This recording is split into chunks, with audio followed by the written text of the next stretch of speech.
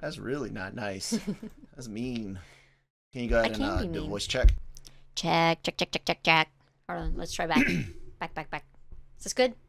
Not good? Maybe turn it up? Yeah, I'll give you a little bit more. Give it a boost. Just a little bit. Talking a lot. Okay. Talking. I think that should work. Okay. I think we are all set. Did I grab a pencil? No. Of course not. There's one right there. See, you didn't even have to get up. I didn't. Thank you. Appreciate that. You finally did something worthwhile for once. Shut up.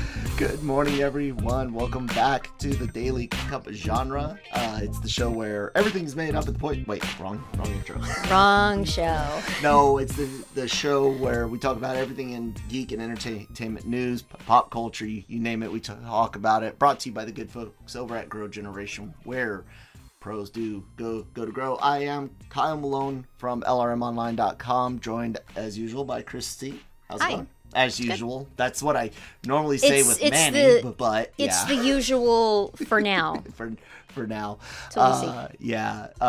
Like I said, LRMonline.com, Genreverse.com. All your entertainment news, needs, and opinions are there. Wonderful podcasts like this one, Daily Cup of Genre, the Cantina, Marvel Multiverse Mayhem, which our What If finale review will be out later today. And yeah. Like, share, subscribe, follow, thumbs up, down, all that good stuff. I think I got rid of all the housekeeping things. Christina, how you doing this morning, babe? I'm okay, I guess. What about you? Busy morning, and really busy day yesterday. Having my OBS setup fall apart really sucked, and then we had appointments and things, and tired. Yeah, but good news. What's that? You're getting a haircut today. Oh yeah.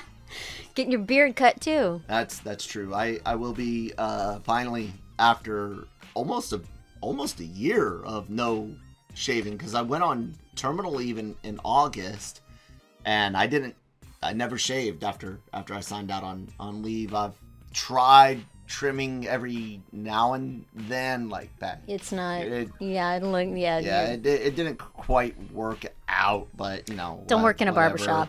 Okay. So this will be one of the last two podcasts to go up, as long as they go up today, Thursday. Fingers crossed. That I'll be Grizzly Adams slash Kevin Malone Jr. Yeah. So. What do you think, babe? Am I like, do you like the longer beard? Do you wish I would go back to, like, you know, half inch, or you kind of interested to see what happens next? I don't know, because it's like, I'm so used to seeing it long and seeing you scruffy, but like, I've never been the kind of person to like clean cut, which is weird because you were in the army. Yeah. You're always shaving. All you grew up seeing is clean-shaven dudes with short hair. At least, like, with your hair, like, you didn't, like, you know, slick it to the side like my dad. Yeah. My dad always looked really nice and polished, and, you know, like, wore... I don't look nice?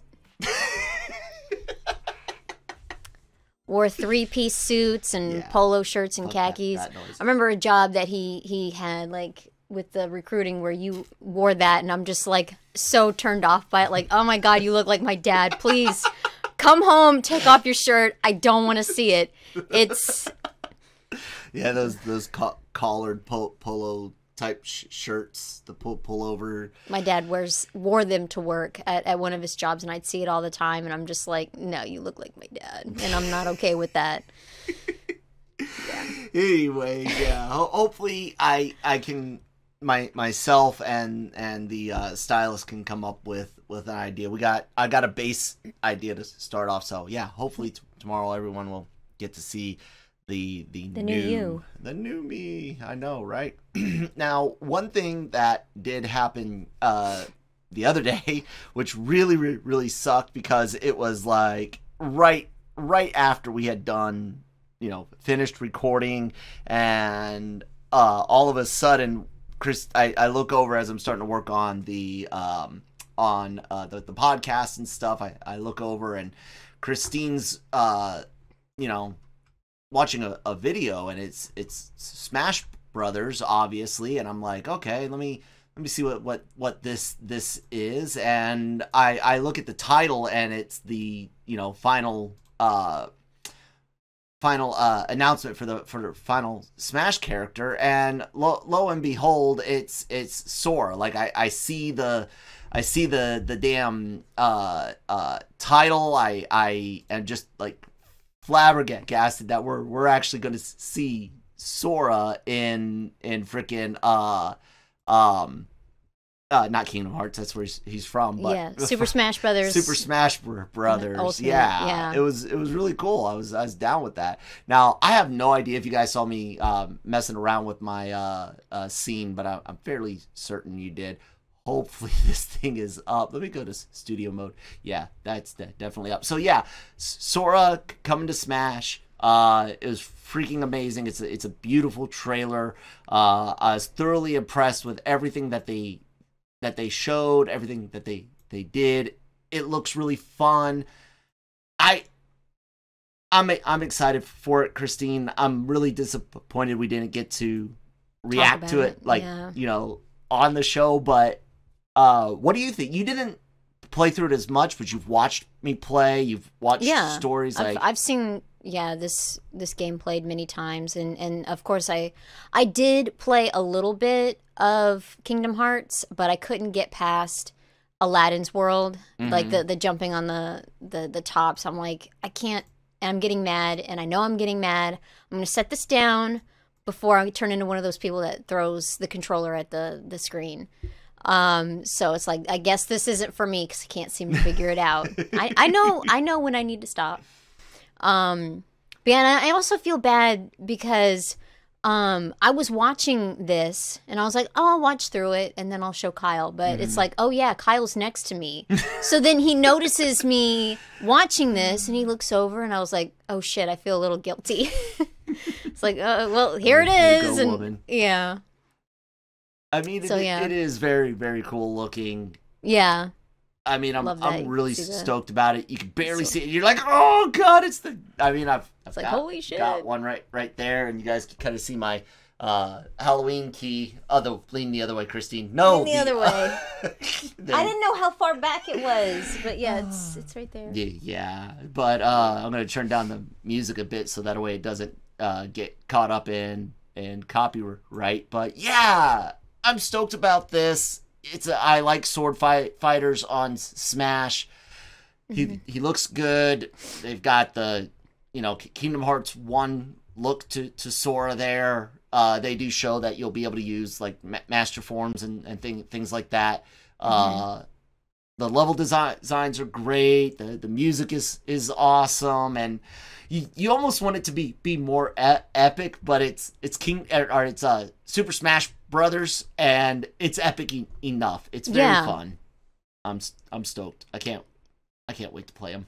So. Yeah, and there's also in the Nintendo stream that they had. I wanted to share that as well, where they talk a little more in detail about him. The director does, and so you get to know what down here. Yeah, what it feels like to play him, what kind of character he'll be compared to others. Like Castle Oblivion. I love it. Give it to me now.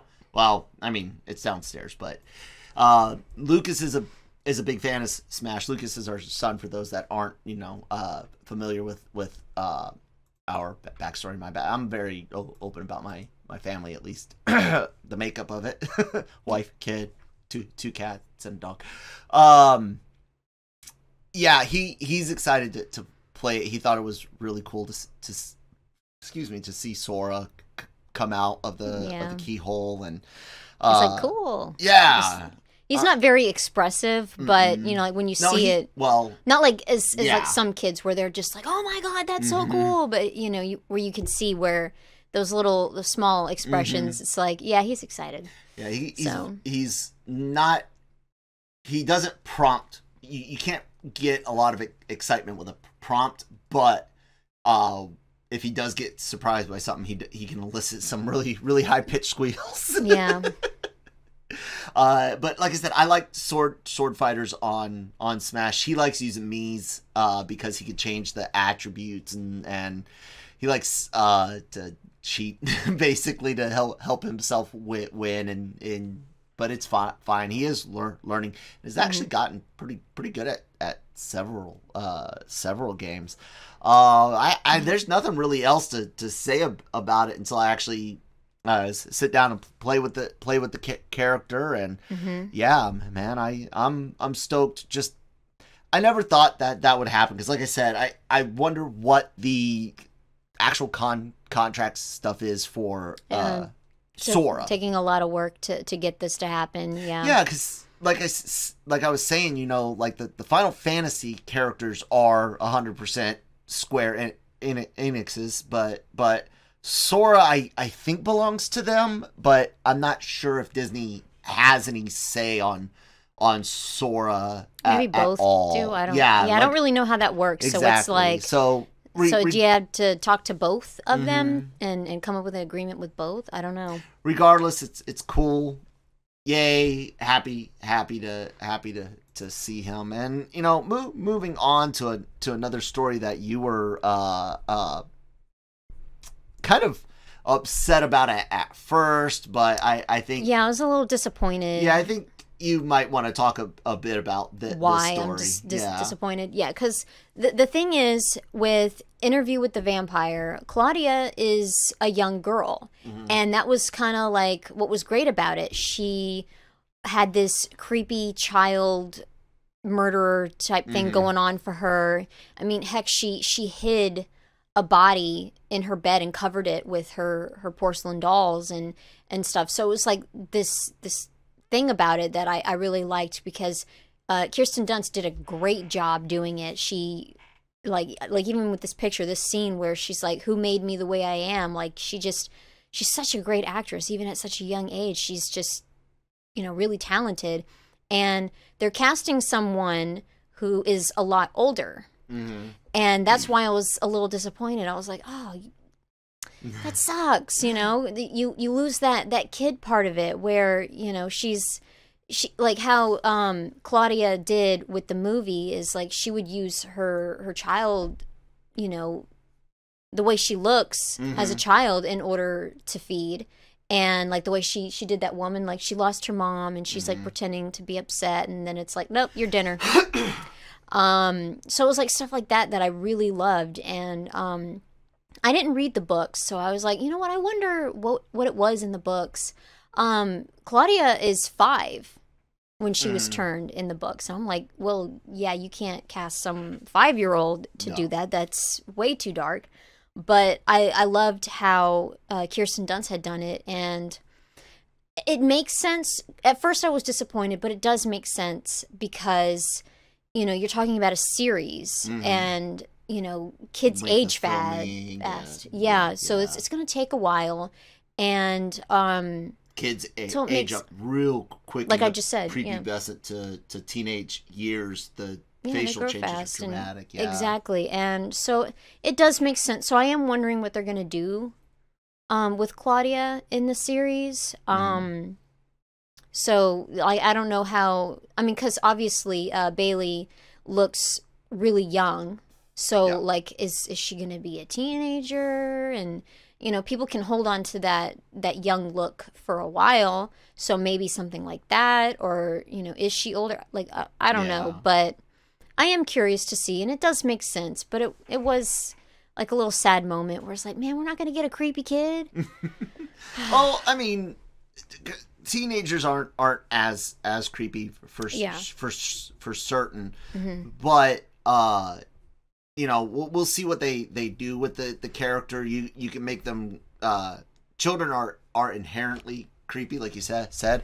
They come with built-in creep, and even when they're not vampires, they'll say stuff and you're just like, okay. But with a teenager that's got a little bit more and I know she doesn't necessarily have a long film credit on like IMDb, but I don't know what type of theater other things that she may have done.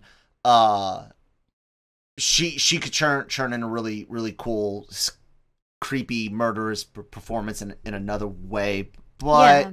Give the character something else. Yeah. But yeah, that whole where Claudia is upset because she'll never look like a woman, and she wanted to look like that person she hid in her bed.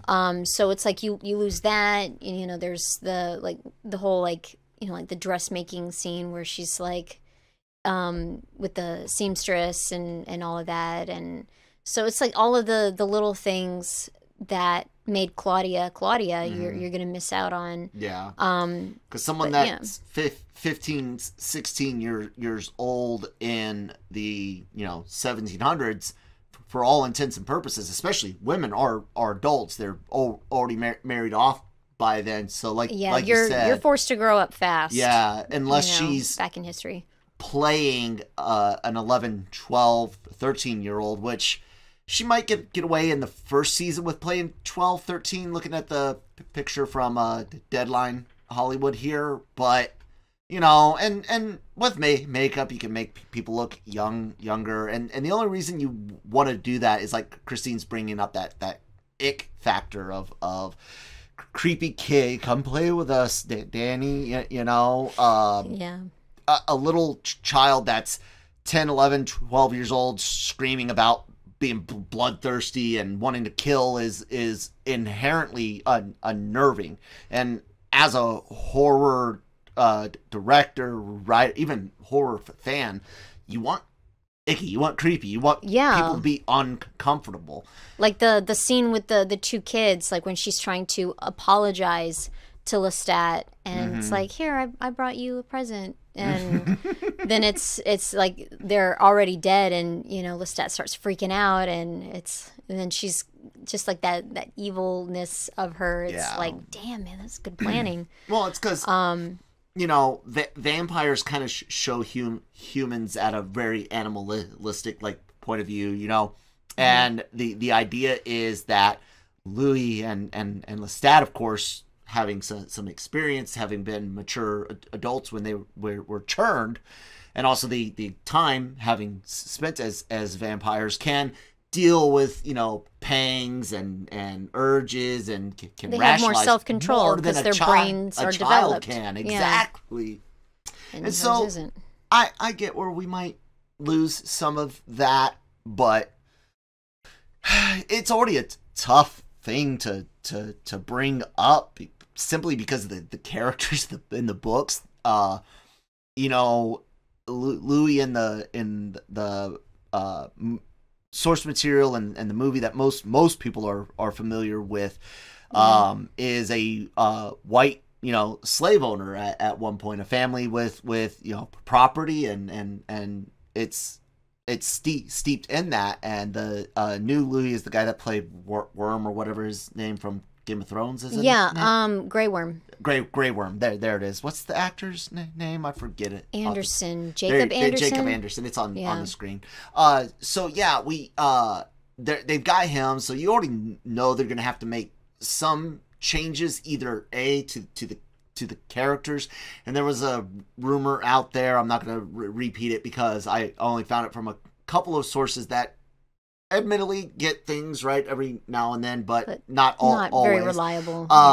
But either that, or you had an idea. I'm not sure if you put it in the piece. I did. But find it. The Bridgerton idea, do it like an alternative history take. Yeah, because I mean it's like historical setting, but it's vampires. Yeah, exactly. So and it's a show, that's going to be something that's not going to feel like you're going to be put in, back in time. That'll set you out of it. So there is a lot of room for a lot of creativity. And so maybe it will be like that, where it's, it's not just the white people that are wealthy. And so it's just going to, probably be a little different. Although we'll have to see a little bit of it. Like maybe he'll be wealthy in a different way, but it will be kind of weird to see, someone who isn't white own slaves, having,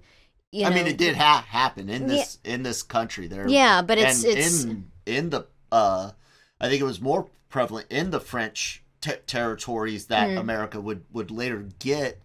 And the reason being is because of the massive amounts of French South Central American / Caribbean plantations that transported stuff into the Gulf and into Louisiana to get up through the Mississippi, and because of different statuses for either former black slaves or African descendants that had been free maybe a generation or two in Caribbean, South Central America, that moves up into certain parts. So still a possibility, but I don't think that would be a really tough sale to put on TV. A black character owning slaves, whether they were Native American or indigenous South Central Caribbean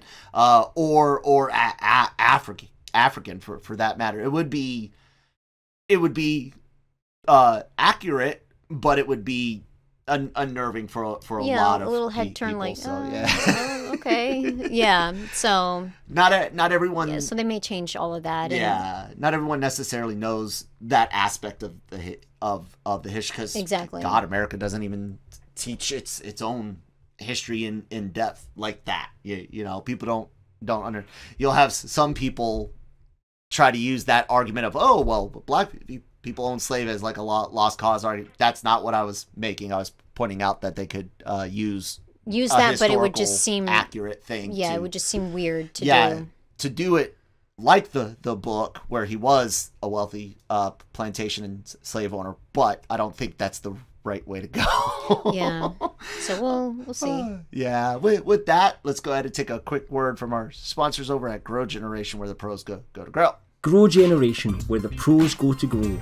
For all of your cultivation needs, Grow Generation has the right products, service and staff to make your grow successful. Go to www.growgeneration.com, where the pros go to grow. Thank you guys so much for sponsoring the episode. I really don't know where to go from here. Grow Generation, we've done a lot of really great things together, and I think the next logical step is well, honestly, it's puppets, and I think this weekend we'll be debuting the first puppet ad for Grow Generation with the Anime-Versal Reviews midnight run. Mm-hmm. So yeah, look forward to that. It's really exciting, man. Yeah, we'll need to figure out how to do that. I've already got it. I've already got it. Oh, you already got an idea? Because I haven't come up with anything. It's so ridiculous. Just wait to see the face that's going to be on the puppet. You guys are going to enjoy this. I'm a comedic genius in my own mind. Okay, then. Yeah, we'll go with that. Thursdays we usually tried to be live, and I want to get back to that hopefully next week. So I appreciate everyone hanging out with us and seeing the recorded shows like normal. There was one other thing that kind of came up yesterday, I think it was, that I found to be a little interesting, and that's this James Gunn getting another DC project. Everyone knows that he's been open. Guardians 3 is his final, and everyone was all excited about the Suicide Squad, even though it didn't necessarily perform super well at the box office. I really liked it. Yeah, there's a lot to like there. There's some things where I'm kind of like, I think people calling it the greatest comic book movie ever, it's a little that's hard to overkill, but it was really good and a lot of fun, especially if you've never been exposed to that side of James Gunn or someone like him. But the idea that DC embraced the support that he got. What do you think? And I know you're not the biggest fountain of DC knowledge, but do you have an idea of a property you might want to see him tackle, or a character from DC you might want to see him get to play with? Probably people will find this weird of me saying, because I didn't really read much.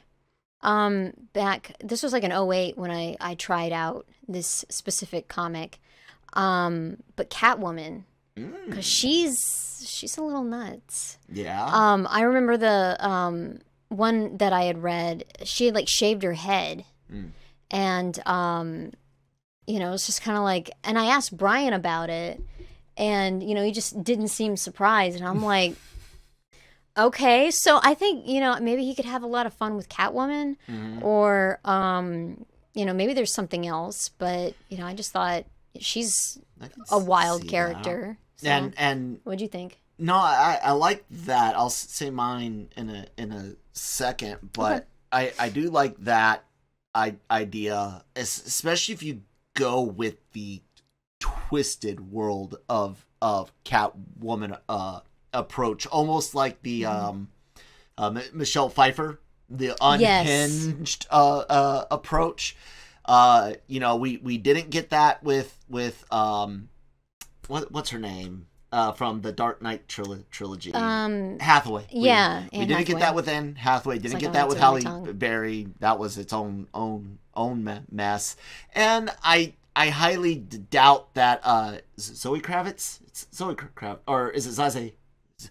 But both of them have Z names, guys. This is what it is. Who's playing Catwoman in the Batman? I don't even know. I'm sorry, I'm not a big Batman fan, so it's like I think it's Zoe Kravitz. There you go. Yeah, so yeah. Right. Zoe Kravitz. From what I saw in the Batman trailer, and you don't hear her speak or anything. But she seems to be more like the Anne Hathaway, a cat burglar, right? So I like that idea a lot, because it's been a while since we've seen an unhinged Catwoman. And not saying that Miss Kravitz can't deliver that. I'm just saying Is she being directed to do that? Yeah, exactly. That's one thing. I'm not sure. I really would like to embrace it, like Deadpool, like what they did with Deadpool, where it's like, you need to show the character and go nuts, have fun. I think so. I think the one most people would probably like to see him do would be the Green Lantern Corps series, which is supposed to be coming. I don't know if Gunn necessarily would want to. I do not want to speak for him. People have tried to speak for him before, and he always pops up real quick to correct them. I'm saying I don't know if he would want to do that, because it's people would immediately connect it to Guardians. Like even the Suicide Squad, people were trying to connect it to and compare it to Guardians of the Galaxy. Don't do that. And so I don't know. I think he'll want to do like an individual, maybe. Maybe the other one that came to mind, my actual pick is Zatanna. That would be good. I like that. Get him involved with some magic stuff. Yeah, I would like to see his dark horror mind with some magic stuff. So that would be fun. Zatanna, the dad, the daughter, that whole thing. You could connect it to Constantine later if you want, or the Sandman, and there's a lot of things you could do. But that'd be a good choice. Yeah.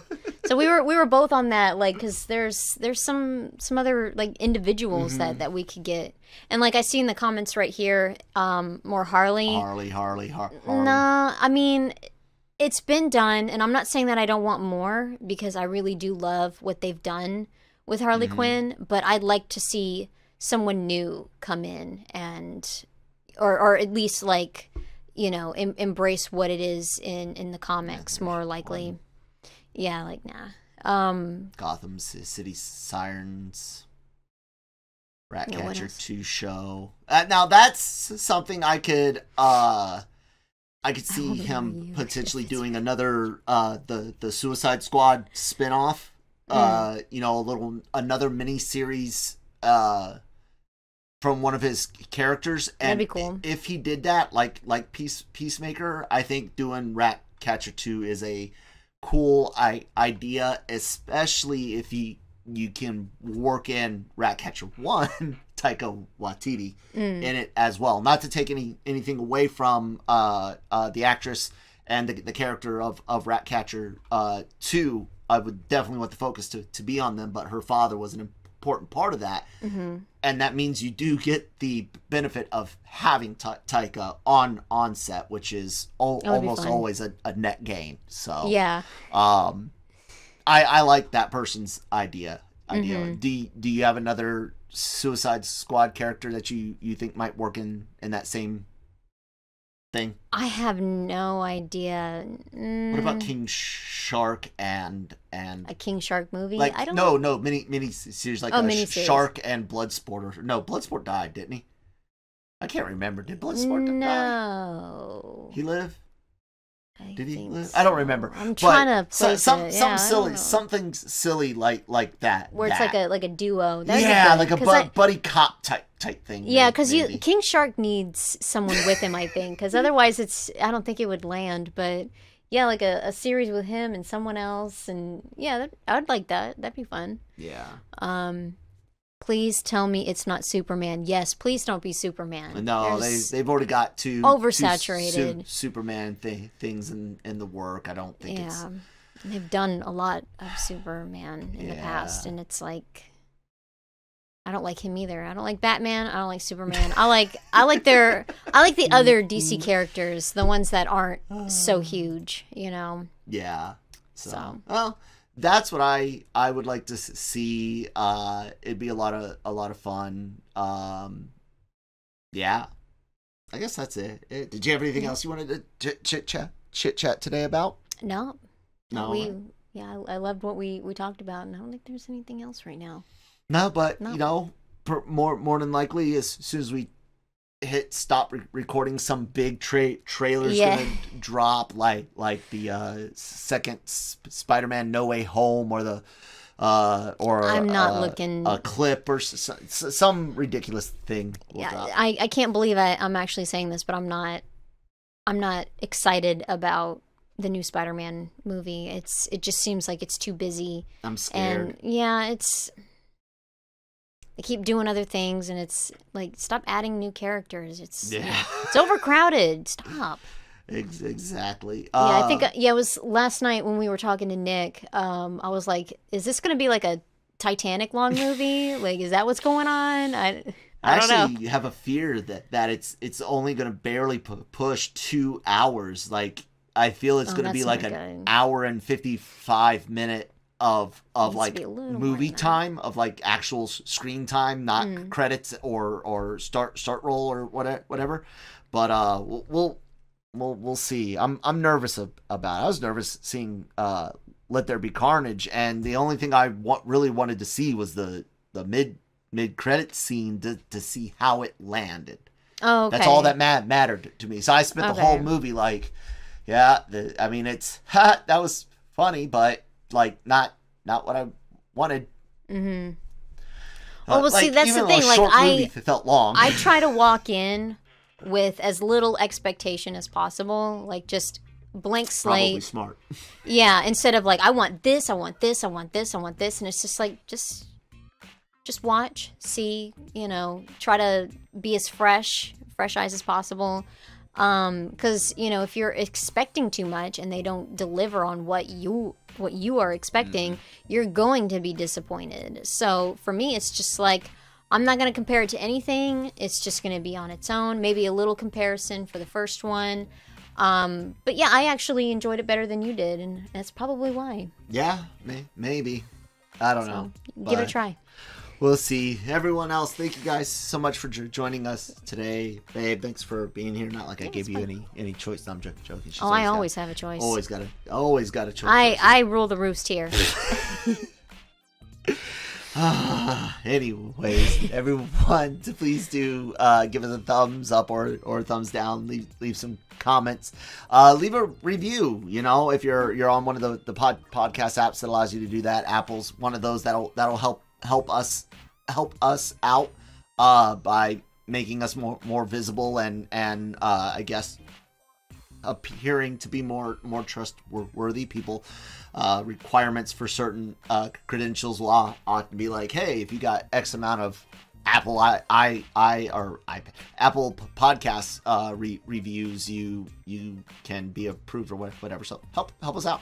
The websites lrmonline.com and genreverse.com both kind of go together right now. We're working on getting the podcast landing pages up for Genreverse, but book them both, start using them, get used to Genreverse, especially for the heavy geeks stuff. LRM is not going anywhere. Latino Review Media has not been bought, not being sold. We're just expanding, like I've been saying over the past year. And then of course the podcast, Genreverse Podcast Network, wherever you get those from, Spotify, SoundCloud, Google, Apple, and the YouTube channel. Subscribe, and I already said the websites. Christine, got anything? I write. I do other things. I contribute to some podcasts as well. I can't wait for No Mercy to start. And Cobra Kai show. Yeah, exactly. And then of course I've been enjoying the Anime-Versal, and every now and then I'll get into something else. Kyle will ask, "Hey, you wanna join?" And it's like, sure, why not? Yep. So. All right, guys. Thank you. You all out there, and we will hopefully see you guys tomorrow. Bye.